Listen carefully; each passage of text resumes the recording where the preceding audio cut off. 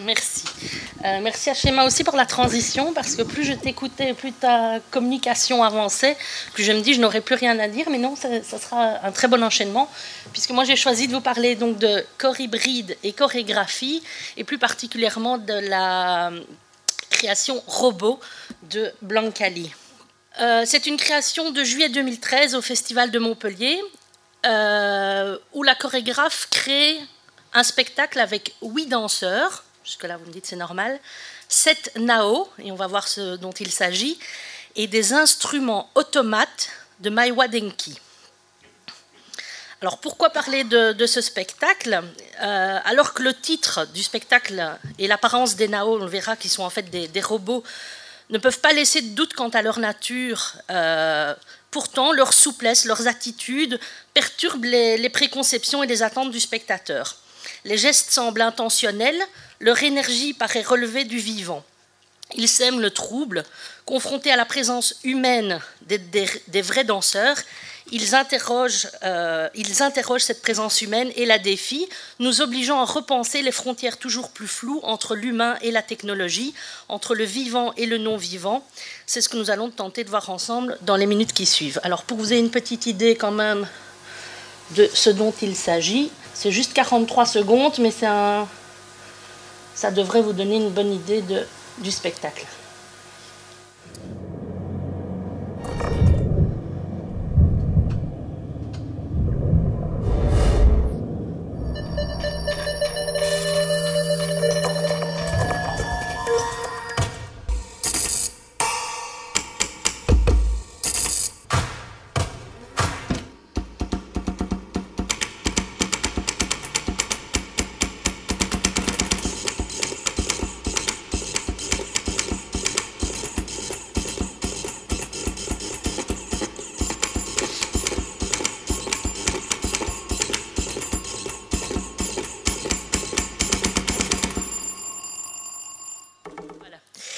Donc, je vous ai dit donc 8 danseurs, 7 nao et des instruments automates de Maiwa Denki.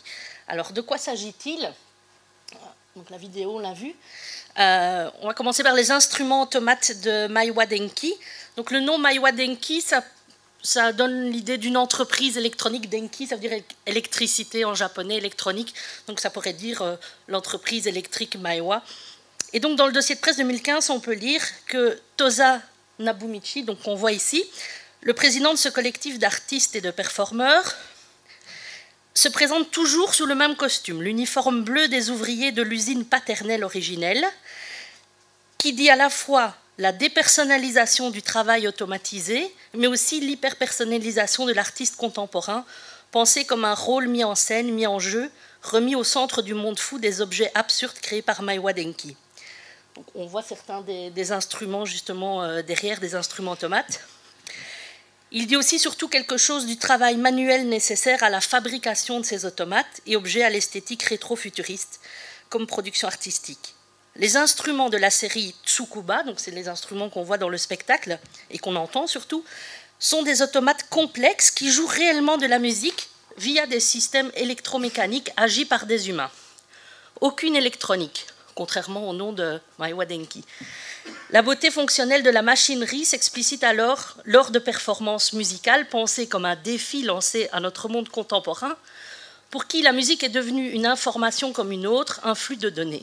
Les instruments de musique de Maiwa Denki nous ramènent à une musique substantielle et non informationnelle, contre le flux de bits des écouteurs d'iPod, le beat d'une musique vivante et créée sur scène, contre le son digital produit de manière synthétique ou de sampling d'enregistrement électronique, le son des objets matériels. Donc ça, ce sont pour les instruments. Alors, je l'ai dit qu'il y avait également 7 nao qui sont présents sur scène. Donc les nao, ce sont ces petits robots qu'on voit ici. Les nao parlent, voient, marchent, dansent, on le verra peut-être pas, plient les genoux, roulent des épaules et se relèvent quand ils tombent. Il peut prendre avec ses mains et communiquer avec ses copains et les humains. C'est la publicité de la société Aldebaran Robotics qui produit ce robot humanoïde qui est le plus utilisé dans le monde. Il mesure 58 cm, il a 2 bras, 2 jambes, 9 capteurs tactiles et 8 capteurs de pression, 2 yeux, 2 caméras HD et une bouche, 4 microphones. Il est doué en reconnaissance vocale et visuelle, et base de ses capacités de sa communication qu'il utilise l'interface d'un synthétiseur vocal, des lampes LED et 2 haut-parleurs haute fidélité. Mais surtout, parmi tous les robots qui existent, c'est ceux que Blanca a trouvés qui dansaient le mieux. Blanca, c'est donc la chorégraphe. Blanca Lee, franco-espagnole, née à Grenade en 1962, connue internationalement, et donc qui a choisi de faire danser des robots. Alors ça peut évidemment paraître paradoxal. La première réaction que j'ai eue, c'est évidemment de tout de suite googler, enfin pas googler, mais chercher dans notre moteur de recherche universitaire danse et robots. J'étais étonnée de trouver 10 497 résultats. Alors cependant, c'est là que ça devient intéressant, c'est que ces résultats, ils concernent quasiment uniquement des recherches en robotique et rien en spectacle vivant. Il s'agit en fait pour les ingénieurs en robotique et en robots humanoïdes plus particulièrement, de relever un défi, celui de parvenir à faire danser un robot avec une certaine souplesse, une fluidité, contorsion, mouvement complexe, un rythme, un peu comme ce fut le cas quelques décennies auparavant pour la marche, qui fut aussi un des grands défis des ingénieurs en robotique. Mais alors, si vraiment c'est un problème et que c'est un défi technologique, pourquoi aller chercher des robots les moins mauvais, selon Blanca Lee, pour danser quand on a la possibilité de travailler avec de vrais danseurs, si ce n'est pour des raisons syndicales ou de revendications horaires ou pécuniaires. Alors, selon elle, donc, dans le dossier de presse, elle explique les différentes raisons qui l'ont amenée à concevoir ce spectacle. Donc, day and night at home and in the outside world, on earth and in the air, we live with and among machines of all kinds. Our memory is becoming artificial, our footprints tend to be only electronic, and our identity is partly digital. C'est là que ça devient intéressant en plus pour nous. In Robot, I address the relationships between human bodies and artificial ones, and questions such as, where are the borders between us and them? Can the most sophisticated machines stand in for humans and their relationship with nature? Will the robots be capable of integrating the idea of creation one day? As machines become more and more complex, how will they complement our lives? What kind of society will arise from it? On stage, I had to defy technology and create an original score to be performed by machines. My biggest challenge, however, was to convey the emotions and feelings of the neo-robots. The fragility and childlike imperfections of these small humanoids are magnified and conveyed to the audience while interacting with human dancers. For the first time, the idea of them becoming lovable and endearing companions in the near future is evident for the public at large. Voici les questions qui vont nous intéresser plus particulièrement. C'est justement cette question de la frontière entre eux et nous, ou entre eux et les danseurs réels. Justement, Schéma a parlé de l'indispensable être humain sur scène, être vivant humain sur scène, et aussi des relations avec le spectateur et les danseurs. Alors, la première question un peu provocatrice, ce serait, est-ce que robot-danseur est-il un oxymore, ou au mieux, ou au pire, une mauvaise métaphore? La question est évidemment donc provocatrice et purement rhétorique, car comme on le retrouve quasiment dans toutes les définitions de danse, cette dernière serait spécifique à l'humain et ne peut être utilisée que de façon alors métaphorique pour les animaux et a fortiori pour les choses. Donc on retrouve dans des ouvrages incontournables classiques comme To Dance is Human de Judith Linana. Il y a un article très intéressant de Sue Jones justement sur la question Do rabbits dance? La réponse est évidemment non, si ce n'est au sens métaphorique. Understanding Dance de Graham McPhee. Voilà, donc c'est des questions où tout le monde semble d'accord sur le fait que la danse est indissociable du corps humain. Alors la question serait de savoir ce qui distingue l'humain des animaux et des choses. Alors on parle souvent d'intention, d'âme. Selon le dualisme de Descartes dont notre société occidentale est particulièrement empreinte, le corps est une machine pure et l'âme serait le siège de la faculté de penser, les animaux et les choses en étant alors dépourvus. Comme le rappelle Jean-Pierre Sirois-Trahan dans un article sur les automates au cinéma, justement, dans la 5e partie du discours de la méthode, Descartes discute de la différence entre l'animal et l'humain, en comparant les animaux dépourvus d'âme à des automates, justement, ou des machines mouvantes, autant dire des robots. Si tout le monde, ou la majorité, semble d'accord alors sur le fait que le matériau de base du danseur est le corps humain, dans ce cas, pourquoi sommes-nous de plus en plus souvent confrontés à des formes de danse où les corps numériques, pas seulement des robots, mais également les avatars, les hologrammes, etc., sont aussi présents? Alors justement, c'est peut-être pour montrer à quel point ils sont différents qu'on les confronte. En les mettant en coprésence sur scène, comme nous le propose Blancali, leur juxtaposition affecte notre perception et nous rend encore plus vivants, ceux qui sont vivants à côté des non-vivants. C'était par exemple l'un des objectifs d'un spectacle de Cunningham que j'ai analysé par ailleurs, Bipt, et Kaiser expliquait ceci justement à propos des projections, mais c'est valable, je pense, à chaque fois, on peut étendre pour projection, hologramme, avatar ou pour le robot. Il nous disait: The dance is successful if your perception of the dance has been affected by the projection, even when they are not present on the screen. Comment ces doux peuvent-ils affecter notre perception? Alors chez Picon-Valin, on le détaille encore une fois dans ces images, ces ectoplasmes, qu'ils soient issus de la chimie de la lumière, de l'électronique, pour ajouter de la robotique, ou composés de pixels, semblent parler de la mort, alors que le corps parlerait de la vie, à moins que ce ne soit l'inverse, puisque l'image est aussi résection d'entre le monde des morts. Et on sait bien que c'est en faisant passer sur scène le souffle de la mort que Meyerhold, avec la dramaturgie symboliste et plus tard Cantor, ont donné à voir le vivant de leur époque. Pascal Rolland, dans son étude socio-anthropologique de l'univers chorégraphique contemporain, propose une hypothèse similaire. Initialement volonté de saisir l'identique, ces procédés finissent par exacerber la différence. Non seulement dans l'utilisation de techniques décollant du réel, bien que les recherchant, comme les images de synthèse, mais surtout par la perception de la différence dans l'existence simultanée de l'image, encore une fois pour le robot, l'avatar, et du mouvement l'ayant initié. La confrontation des deux entités du couple spéculaire particularise chacune ou l'amplifie par la vision simultanée de l'autre. Et d'ajouter, le motif du double ne reproduit donc pas nécessairement l'identique et la valorisation de l'un, mais au contraire, l'unité n'existe que par sa reproduction. La gémellité idéale impossible, puisque relevant nécessairement d'une différenciation entre deux unités. Le même n'est dès lors plus réduit qu'à l'identique, mais enrichi par le semblable. Cela conforte donc l'idée selon laquelle la coprésence du danseur est indispensable pour provoquer cet effet, même si, comme Kaiser le dit, après, quand le danseur n'est plus là, l'effet peut persister.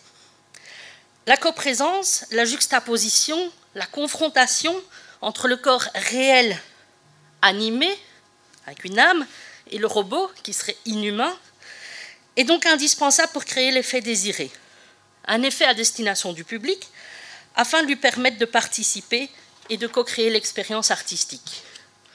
Une expérience artistique que je définis généralement comme Nicole Évrard de Smet, c'est-à-dire une expérience où il s'agit d'une production d'une réception qui implique la double nécessité de maîtriser un symbolisme et de le rompre pour permettre l'intrusion des forces de la priméité que nous nommerons imaginaire. Et on va revenir sur cette question d'imaginaire. L'imaginaire, justement, par le mouvement de son infiltration dans le symbolisme, provoque un déplacement dans les codes, une modification des filtres et permet donc un autre accès au réel, non encore interprété, une connaissance encore informulée. La coexistence du corps réel et de sa réplique mécanique permet justement le développement de cet imaginaire. Comme nous l'explique justement Béatrice Picon-Valin encore, la coexistence des différents registres de présence implique une tension entre corps vivant et corps dématérialisé qui est justement propice au développement de cet imaginaire. pour revenir au cinéma, puisqu'on en a quand même finalement beaucoup parlé cette matinée, chez Abel Gans, on retrouve cette même idée. L'adjonction de l'image et de la réalité confère à l'image et à la réalité une dimension nouvelle, une sorte de quatrième dimension qui enrichit incontestablement un spectacle. À mon avis, les arts ne visent qu'à cela. Il s'agit de créer une dimension nouvelle dans l'esprit des spectateurs. Conséquence sur la réception qui est évidemment également relevée par Béatrice Picon-Valin, la convocation des images, et surtout de propres images, transforme donc le jeu de l'acteur et matérialise la dualité de sa nature. Mais le rapport au public, et c'est ça qui nous intéresse ici, se trouve également affecté. L'image sème la perturbation. Elle force sans cesse le spectateur à se poser des questions sur ce qui lui est donné à voir. Il s'agit en effet de créer donc cette perturbation, cette déviation, un étonnement qui soulèvera le questionnement et donnera à penser. Alors cette idée de perturbation fait évidemment penser à la notion de unheimlich, développée par Freud entre autres, qu'on peut traduire par inquiétante étrangeté, ce qui est le cas le plus souvent, ou d'inquiétante familiarité, ou d'extimité. Cette perturbation renvoie donc à la notion de Unheimlich, je viens de dire, une étrangeté qui est volontairement créée pour permettre la perturbation et donc l'expérience artistique. Une perturbation qui est donc liée au trouble provoqué par à la fois la déshumanisation des danseurs réels, on le voit, je vais mettre cette diapositive, on le voit dans certaines, voilà. Ici, ce sont les danseurs réels, humains, qui sont déguisés en robots. Et en dessous, vous avez les robots qui, eux, portent les costumes, notamment le costume d'ouvrier bleu qu'on a vu tout à l'heure. On a un automate qui est clairement identifiable comme un robot. On a des mains automates qui, elles, sèment un peu plus le trouble. Ici, c'est un humain danseur sur lequel on a projeté, comme ça se fait au Crazy Horse, des jeux de lumière. Donc, ça, tout de suite, ça parle à tout le monde. Hein. Donc, ce sont des danseurs humains sur lesquels on projette, voilà, ils sont détenus couleur chair, et on projette des visuels de robots. Donc, à la fois, on robotise le danseur humain, et le robot réel est humanisé aussi. Dans son ouvrage sur la danse contemporaine, Philippe Noisette note cette récurrence avec de ce flou, de ce trouble permanent. Il a un chapitre sur le virtuel. Il nous dit « Où s'arrête le faux, où commence le vrai ?» La confusion, et on revient à cette idée de perturbation aussi, est un élément récurrent des chorégraphes s'approchant du virtuel. Alors on pourrait donc supposer que plus le réalisme du double augmente, plus la perturbation augmente également, plus l'Unheimlich serait fort. Voilà. Plus le double est réaliste, plus je peux être perturbée ou surprise. Par conséquent, on pourrait également supposer que plus cette perturbation, cette surprise est importante, plus l'existence artistique serait profonde. Eh bien non, ça serait trop simple, nous allons le voir. Parce qu'il y a tout de même une certaine limite. Je vais mettre la dia suivante, voilà. Il y a une certaine limite, c'est que pour qu'il y ait expérience artistique, il ne faut pas non plus qu'il y ait un rejet complet. Donc on peut être perturbé, on peut être intrigué, on peut être légèrement dérangé, titillé, mais il y a apparemment un point à ne pas franchir. Et on revient chez des théoriciens japonais, justement, puisque c'est eux qui ont énormément travaillé sur les rapports entre les robots et la performance. En 1970 déjà, donc on voit toujours rien de nouveau sous le soleil, Masahiro Mori a développé le concept de Uncanny Valley. Vous avez déjà entendu parler de ce concept ? Alors c'est particulièrement intéressant pour les thématiques qui nous occupent aujourd'hui. Donc c'est vraiment un vieux concept qui revient très fort à la mode en ce moment, justement parce qu'on est de plus en plus confronté à ces avatars, ces hologrammes, ces robots. L'idée, c'est donc l'Uncanny Valley, on va le voir dans un diagramme, c'est la réaction émotionnelle que les sujets humains ont vis-à-vis d'un robot. Alors le graphique, enfin, je vais mettre cette définition. Et donc, dans ce diagramme, il y a une vallée qu'on va voir, la vallée de l'étrange, l'Uncanny Valley, qui est la région de réponse. Donc l'humain a différentes réponses par rapport au robot. C'est la région de réponse émotionnelle négative envers les robots qui ont l'air presque humains. Donc voilà, c'est peut-être plus clair. Pas sur le schéma suivant, mais sur celui qui va suivre, je vous rassure. Donc ça, c'est le schéma original de la théorie. Vous voyez la familiarité ou l'empathie et le fait que l'objet qui est proposé, humain ou non humain, ressemble plus ou moins à un humain. Et donc l'empathie va augmenter au fur et à mesure qu'il ressemble. Mais il y a un moment, s'il ressemble trop, mais qui n'est pas encore vraiment humain, eh bien on tombe dans cette uncanny valley, et qui donc, je reviens sur la dia précédente, donne une réponse négative, une réponse émotionnelle négative de l'humain vis-à-vis de cet avatar. Alors pour que ce soit plus clair, voilà, c'est peut-être plus clair comme ça. Donc ça, c'est quelque chose qui ne ressemble pas du tout à un humain. Ça, plus ou moins, mais il est quand même jaune, il n'est pas tout à fait comme nous. Celui-là en 2 dimensions, celui-là en 3 dimensions. Et puis on peut tomber vers, voilà, c'est surtout de ceci que parle Maury, c'est des humains qui ressemblent vraiment très fort à des humains, avec la peau qui ressemble, des vrais cheveux.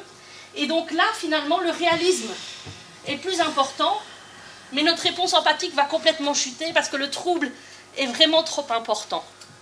Et donc, on ne peut pas avoir d'empathie vis-à-vis de ces robots. Voilà un autre graphique avec d'autres exemples.